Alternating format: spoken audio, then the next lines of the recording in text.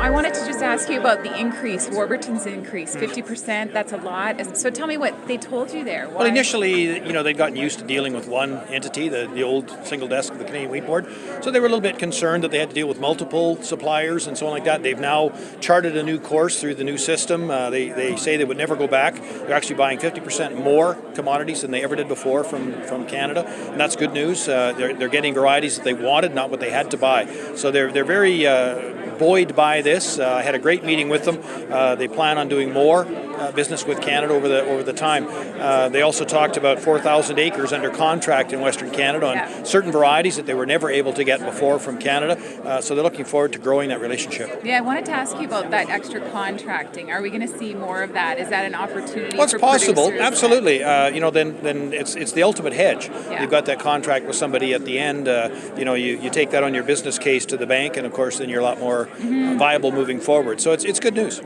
And talking to other countries, have you seen more of an interest there as well in contracting? Oh, absolutely. Okay. The only consistent theme I'm getting back from other countries when I talk to millers and buyers is why am I paying more than I did before? And that's a vagary of the marketplace. But at the end of the day, farmers are seeing the return. They're no longer held hostage on storage and demurrage charges. So if the logistics system has a stutter step, it's not farmers that are going to bear the brunt of it in the costs. Right. Certainly they do in extra time getting to market and so forth. But at the end of the day, they're not held hostage on a bill they don't control. Is part of the message you're trying to send to producers is that, look, because it was mentioned, it's a long pipeline, and if there's nothing in the pipeline, then there could be problems down the road. Well, and it comes down to what's in the pipeline. I mean, we have to deliver what markets want, not what we want to grow.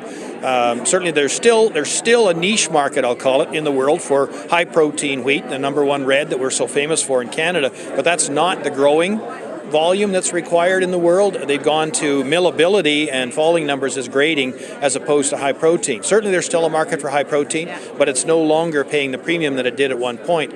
There are people that complain about the differential between feed and high protein isn't there anymore, and that's a factor of the feed and non-high protein wheat actually going up. I wanted to ask a question about variety registration as well. How are you feeling about how that's going, some of the challenges, some of the... Well, there'll always be challenges, but in the new free market system, there are possibly better ways to do that. We're in discussions with industry right now and with players that might be able to deliver that in a better way than CFIA. Okay. We look at the flow through, the ability to grade the product at the end of it too, and it's two different agencies doing it. Sometimes it's problematic. So we're looking at ways to solve a lot of that in a piece of legislation we'll bring forward late this year, early next year.